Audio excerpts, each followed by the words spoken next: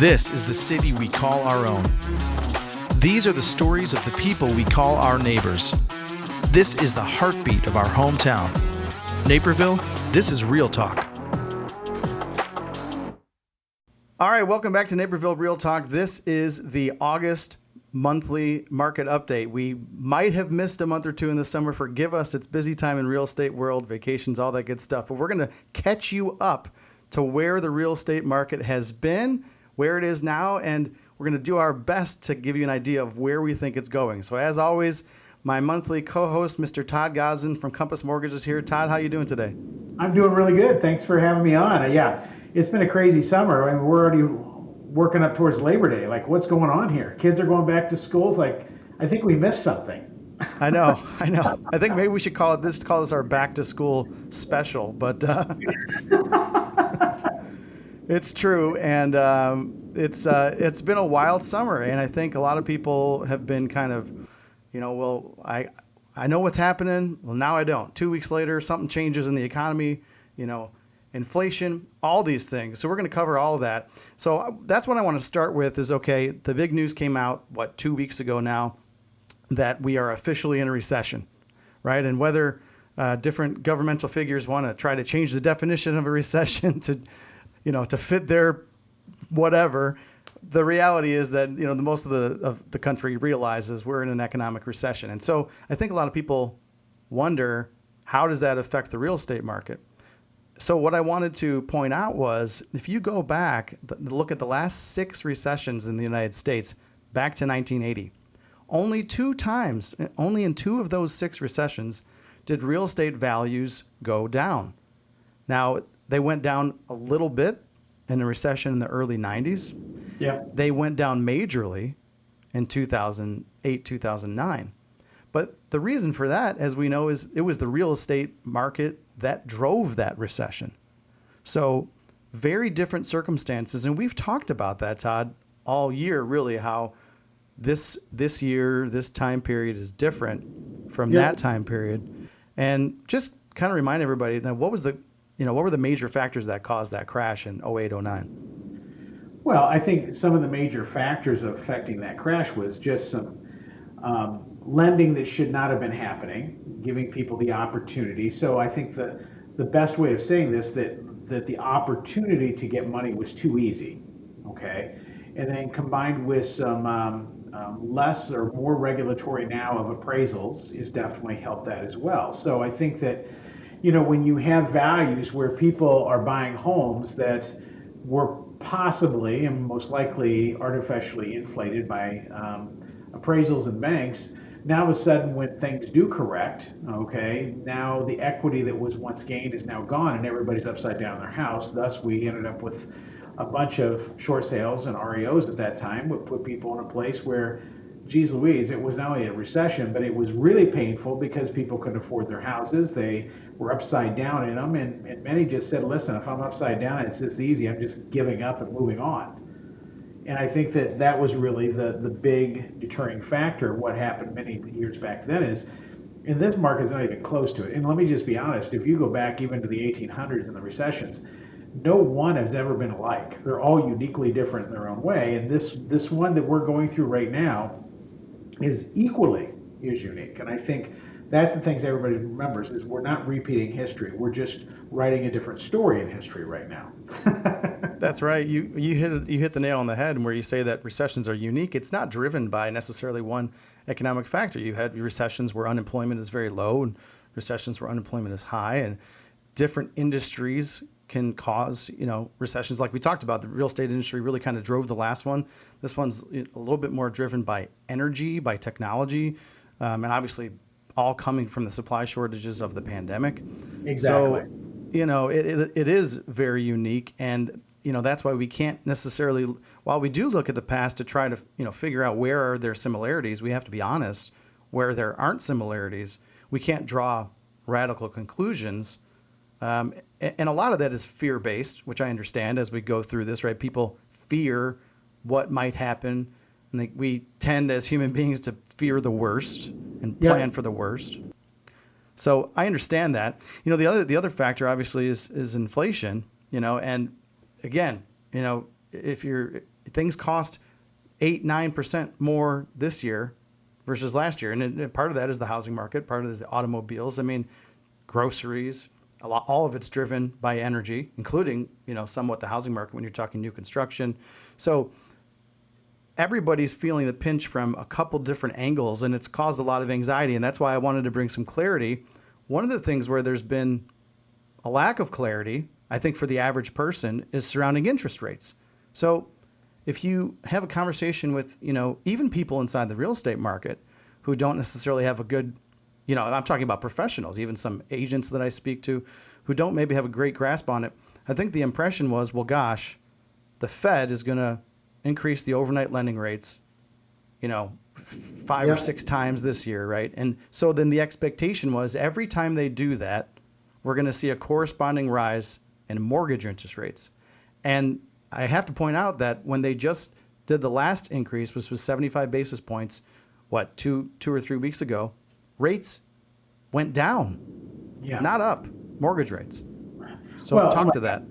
You have so many things you said there that I can comment on. Let's talk about first recession. Okay, so recession is typically supposed to be the painful part of us moving from inflation to recession, right? Rates go up in inflation, Right. rates go down in recession. Here's what I think we really need to pay attention to, is the Federal Reserve is raising interest rates to create pain in the market so people stop buying and stop doing things, most likely. So when you look at leading indicators, just look at very basic things. Look at movie theaters, look at restaurants, look at travel, look at hotel bookings, and just those types of things. People are still spending money. I mean, I was in the airport the other day. There were 600 people in line. It seemed to be going through security, and it was taking like an hour and a half to go through. And people are still filling restaurants. People are still going to movies. The pain has not happened yet. So the Fed is going to continue to raise their short-term rate, not the rate. It's not influencing interest rates, but the short-term rate, because they need to create a little bit of pain to slow down the market. Because how is inflation going to stop if we just keep paying at a higher price? It's not going to. So we need to slow down things just a little bit here, and that's why when you start talking about interest rates don't typically, well, let's be very straightforward. Interest rates do not follow the Fed rate, okay? They do in a side way by following the Treasury, but here's what you need to know is that in the big picture of things with interest rates are moving based on other factors in the market. Right? We're seeing wild swings historically happening of moving 3.5% in days and hours, moving up and down. The reality is that the higher the interest rate goes, the more it's going to slow down housing. It's going to slow down people buying things and doing things and all those things, because the average recession is 10 or 11 months. It doesn't last forever like most people think. So when you start seeing interest rates move, I think what everybody needs to remember is that when they show national interest rates in the news, those are always a week in delay. Okay, so when they're being printed by Fannie and Freddie Mac, they're looking at the average rate on a Monday. Well, if Tuesday the rates go up, you're not going to know if rates went up until they see the average again the next Monday. So 2 weeks ago on a Monday, everything was really great. People were being able to, by paying a little additional cost to get their rates down to the upper fours, all of a sudden, literally in one day, those rates went up to where now you couldn't even come close to getting that again. It was 0.5% or 5/8% higher than that. So there is tremendous volatility, but it's not being driven. It's basically by the Feds. What they're trying to do is interest rates are going to go up based on what the market is doing, right? And that is very much a market thing. So when you start looking at the issue of talking about equity and what's going on in the market, I don't see anybody complaining so much about the rates. They all are talking about the fear of what's going to happen to housing. Our value is going to fall. Well, 49.7% of houses in the United States have at least 50% equity now. More than 70% of the houses are in a positive equity position in their house. Back then, they weren't even close to that. Right. And when you start looking at those kind of numbers of having 127 consecutive months of home price increases, I think the thing we have to remember is everybody keeps saying we're in an inventory issue. No, we have a demand issue. The demand and inventory issues are kind of go together, but when you have demand, you can't expect homes to start going down in value when you have a demand of people wanting to buy it, right? So if you look at the last 10 years in the market, the housing, we've done an average 1.14 million new homes to the market each year. Right now, the demand says we're 5 million behind plus. So you can see the demand issue is not going to allow us to see a fall. We may see a softening, 2, 3, 4, 5%, but when the buyers come back into the market, statistically, when you look at the generation right now that's buying, the millennials, they were just surveyed in a very significant survey saying 59% said they were buying houses in the next 5 years. There's your demand, right? Almost 89% said they're going to be buying within the next 10 years. So if we don't catch up with inventory, then we're always going to have the demand issue, which is just a uniquely different problem from what we've had in the past. So people will talk about this because of the demand issue, not for any other reason. Right? That's right. Yeah. No, go on. So no, and that's kind of, I think, what we have to get is to help everybody understand is this is not about dropping values we saw 15 years ago or 16 years ago. It's a completely different circumstance. There's not anything that would match that currently in the market. So by saying that is that means also, yes, rates may drift down a little bit, but prior to 2006, we never really even saw rates over 6%. When you see the average going clear back to the 70s, the average rate 7.3%, you're seeing a generation of people that think that 3s and 2s are normal. And they're not. So when the Federal Reserve stops buying interest rates, which is basically what they call clearing the balance sheet, what we're going to see is rates are going to find their own place of stability. And I think that you all may need to look at it in the future. The normal rate could be 5 or 6%, not 3 or 2. Right. That's yeah, a lot absolutely. Of view. Well, you hit on a lot of great points there, and I think we've talked before about how you're right. This is a demand issue, and that's why I wanted to kind of highlight next is that we are seeing a few things happen with the demand in the market that's changing now, and actually inventory. So you're right in that the previous 2 years, we kept saying colloquially, oh, there's low inventory. Well, there really wasn't, right?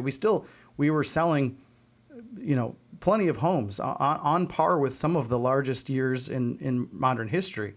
It's just that the demand was so high, we still couldn't keep up. So now, as you said, the Fed is trying to slow down the economy. Part of it is with the accompanying rise in rates. Is they're trying the mortgage rates, I should say, which is not a direct relation, as you said, but they are trying to slow down the market a little bit. And so, are we seeing it yet? Well, we're seeing it in a couple of different fronts. So it's kind of like chicken and the egg. And a lot of this is borne out in conversations I'm having with folks. We actually this year are finally seeing an actual reduction in inventory overall, because part of it is people are saying to themselves, okay, I just refinanced on my mortgage 2 years ago down to a 3%. My home is okay. I could probably have a bigger one or a smaller one, but well, things are volatile. Maybe I don't want to sell right now. So we're seeing sellers becoming hesitant to sell a little bit. And we are seeing the demand decrease just slightly. And I don't think it's all because of interest rates. I think part of it is this return to seasonality, which we haven't had for 2 years. Summer, these late summer months are normally a lower, slower time for buyers. People are on vacation. People are getting ready to go back to school. We didn't see that in 2021. We didn't see that in 2020 because it was such an abnormal market. There was almost constant activity through all, the last essentially 18, 24 months. Finally, this year, we're seeing a return to seasonality, which I can say as a real estate professional is a little refreshing. It's not constant, craziness all the time. And so right now in Naperville, kind of bringing it back to our local market, we are seeing the effects of that. So a few things. Number one, the days on market are rising. So homes are taking longer to sell. And that's a factor of the fact that, again, the demand is slightly lower, maybe just seasonally. The other part of it is buyers are this is another kind of thing we can see. We can't necessarily measure it quantitatively, but we can in the conversations. Buyers are getting weary of what they've had to do to survive in this market in the last, for folks, I'm working with buyers right now that, maybe they've been looking for homes for 2 years. And they're, and I'm just meeting them this year and they're saying, gosh, we're so tired of looking. And, and it's so, it's so hard on some folks. And so buyers, here's a big stat for you, Todd. In the month of June, 15% of contracts fell out of escrow nationally. So basically 1 in 6, 1 in 7 contracts didn't make it, didn't make it through inspection, didn't make it through attorney review, whatever it is. And that is partially, it's a two-pronged factor. Right? It's sellers who have been able to present properties that maybe didn't have the maintenance that was needed, didn't have the repairs done like they would have had to do 5-10 years ago. And now buyers who are finally getting a little tired of having to just take a property in whatever condition it's in. And so they've reached that elastic point where they're saying, not anymore. So what does that mean for sellers? That means you've got to do the right things. You've got to do the maintenance. If you've got, the crack in the drywall, patch it up. If you've got a small leak in the basement, fix it, right? Any of these things we've got to do to be more competitive in this market. The other thing that we're seeing besides days on market rising, we're seeing showings decrease. So showings normally decrease during the summer months, as we talked about in a normal seasonal market, but they're down 67% since March. Wow. Yeah. Right. Geez. So where we were seeing homes, if you listed a nice home in Naperville in March, on a weekend this year in March, you would probably be getting 50 to 60 showings. Right now, same property, same condition, on a good weekend, you may be getting 15 or 20 showings. So, and we're not getting 20, 30 offers anymore, even on the great properties now. We're getting 5 or 6. Things have 6 or changed. 7. Things absolutely have changed. And what do they say? They say that buyers live in the market of the future, sellers live in the market of the past, right? Because sellers see what their neighbors have done. I have a lot of these conversations around the dinner table with folks. Well, my neighbor's home sold in May, and it sold in one day, and they got $60,000 over asking price, and they said they didn't have to fix anything. And I say, it was a great time in May. And things are changing. Things are changing. So it's good news for buyers, though. So buyers can be a little bit more choosy. They can take their time. I'm having conversations with buyers who are saying, because they're thinking, gosh, there's no homes on the market. And I'm saying, actually, there's a lot to look at right now. Let's take our time. Don't rush into it. Yep. So, I think there's good news out there. And the big question is, what's the outlook going forward? You already hit on it. I don't see values decreasing. Certainly not a crash. But if you look at any of the major industry organizations, if you look at Fannie and Freddie, if you look at what Zillow's saying, what Redfin's saying, they're all projecting at least modest increases in value over the next year, probably closer to a return of what the averages are, right? An average of about 4%. A lot of folks think we're going to have in 2023 maybe a 5 to 6% increase in values. But certainly, I don't see things going down until, like you said, until we can figure out this issue of supply and demand. I think it's well said. I mean, listen, with the way things are changing and moving, everybody's seeing how it can shift from where it was, where we're seeing 30, 40, 50 people putting offers now down to less than 10 at times, depending on the property. That shows you how quickly things can change. So that's okay. These markets are about change, and believe it or not, most of the time these markets shift this way, and most people don't even know what's happening. That's right. That's right. So, and at the end of the day, right, if you're not engaged in it, if you're not engrossed in it and actively buying or selling, a lot of this is happening, without you. And you kind of look back, and I have people right now say, "Oh, it's amazing, right? The real estate market's crazy," and I'm like, "Well, it was crazy, and it still can be." And that's the good news. I'll tell you too. If you're still thinking about selling, it's still a good time. If you there's folks who have different opinions about Dave Ramsey, who's a financial, radio guy, financial advisor kind of personality. And one of the things he said that I actually think he hit the nail on the head is right now in this moment, it's actually one of the best times to sell and one of the best times to buy in history, because selling right now, you still have a pretty active market. Again, there are some markets in the nation that are already towards the other side of the curve where they're really starting to slow down. Right here in Naperville, we haven't experienced that quite yet, right? There are some suburbs in Chicago that are struggling more than Naperville is we have the advantage of being a highly desirable area, with jobs and education and retail. So take advantage of that if you're a seller. And as a buyer, you have the advantage of knowing, again, with some decent level of certainty, your investment is going to continue to rise, at least over the foreseeable future, particularly here in a stable market like Naperville. And now you have the advantage of things finally starting to shift back in towards at least more of a neutral standpoint. So don't be afraid. If you are thinking about buying or selling, talk to professionals, whether it's Todd and myself or whoever else, but just make sure that you get all the information and don't jump to conclusions. And I think that's the best encouragement I can give our listeners and viewers today. I couldn't agree more. Todd, thank you so much. I think it's been informative. I'm interested to see where the rest of the year goes. We will get back on the trolley next month, and I just appreciate you being here with us.